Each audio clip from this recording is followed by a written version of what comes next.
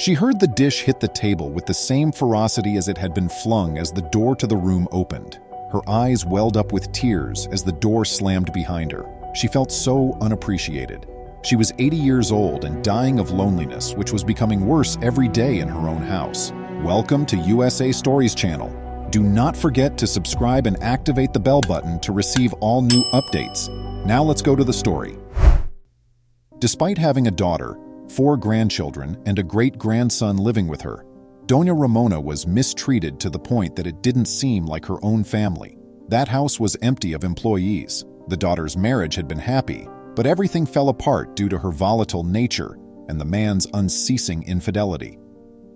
Don Cesar and Doña Ramona looked after their daughter and their 2 grandkids.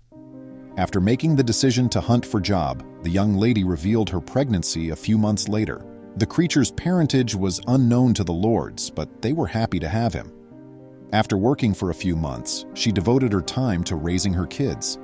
The children and the lady were irrational and insisted that Doña Ramona feed them well. Since his daughter was the center of his attention, Don Cesar refrained from getting involved in these matters. On one occasion, nevertheless, he was forced to. Doña Ramona stated, "Daughter, I will prepare steamed fish at that moment. And who informed you that the spines appeal to us? Go forth, ma'am. Please always ask before you prepare," the girl answered. "But it tastes good," the woman said. "I'm not considering it." The daughter answered, "Give me my money so I can go buy something at the restaurant.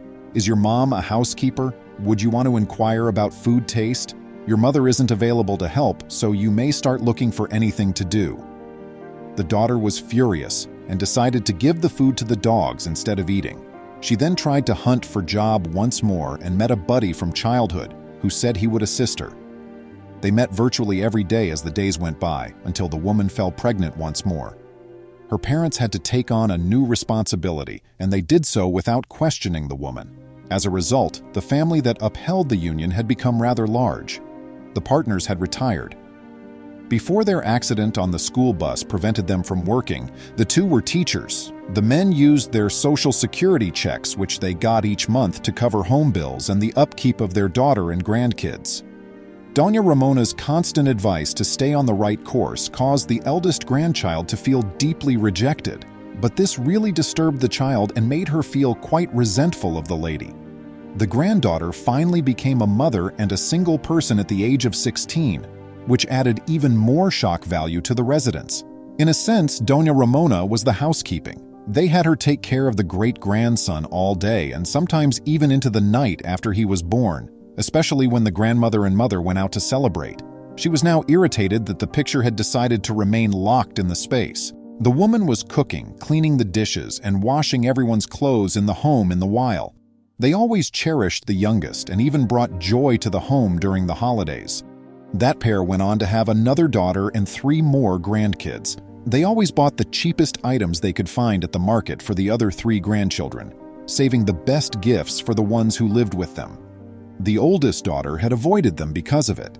The eldest grandchild was a real character. She would go days without speaking to her grandma, out of animosity.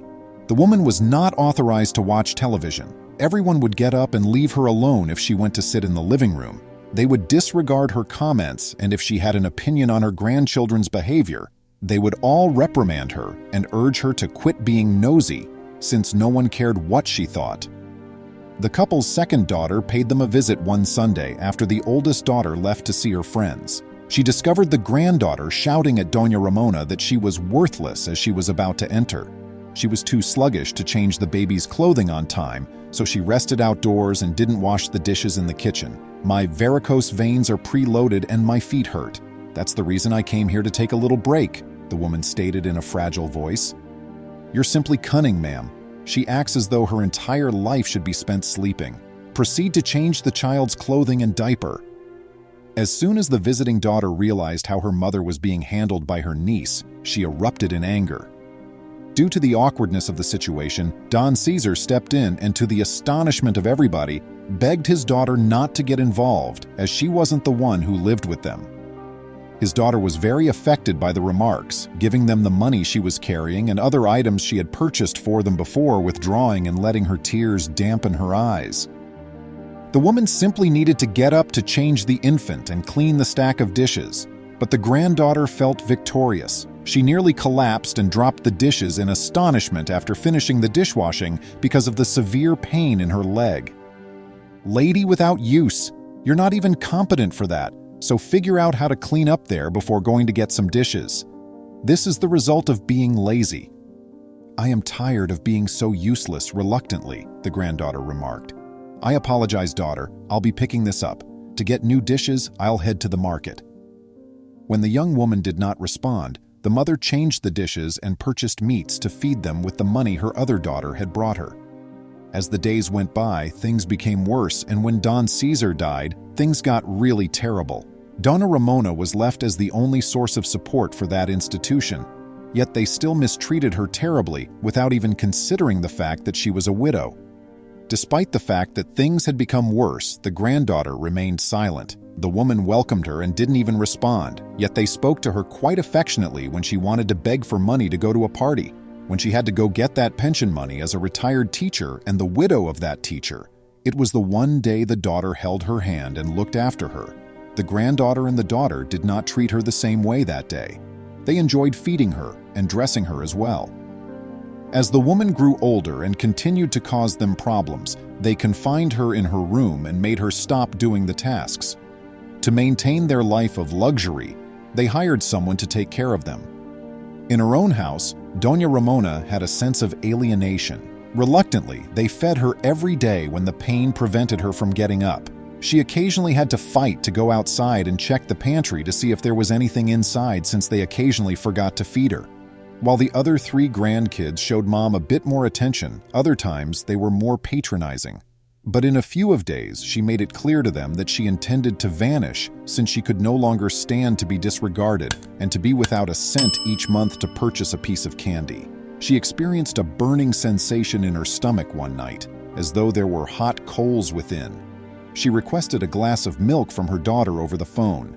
"I apologize, Mom. I'm saving milk for my kids. It's for their own benefit. However, since your body isn't absorbing the nutrients, you don't, so rest easy," the woman stated. The agony kept the woman from sleeping. Moreover, she aimlessly roamed the home prior to daylight. She passed out from the extreme agony, and when a cab driver noticed her passing out, he drove her to the closest hospital. After stabilizing her, the physician conducted a battery of tests that verified the woman's malnourishment and the source of her discomfort, gastritis. When they inquired whether she wanted her family to know, she said that since her husband had passed away, she had no one left in the world. Still, her daughter was searching for her, so they saw her picture on TV. The woman wanted to be called to her oldest daughter since she could not be persuaded by human power to go back to that residence. After that day, the lady's comfort stopped, and the youngest daughter and her kids started to feel bad for treating her badly. To pay their bills, the 2 ladies had to hunt for a job. That's when their indolence ended. Once they realized how inappropriate their behavior had been, they begged the woman's pardon. But she had found companionship, understanding, and care in that mansion, and she never wanted to go back. She had never experienced peace in her life till she was over 83 years old. She really regretted severing her relationship with her eldest daughter and ignoring her grandkids, who truly loved her for herself and not for what she could provide for them. Please remember to subscribe to our channel, give us a thumbs up, and turn on the notification bell so you won't miss any of our videos. If you enjoyed the tale, the next video that plays on your screen will probably move you too.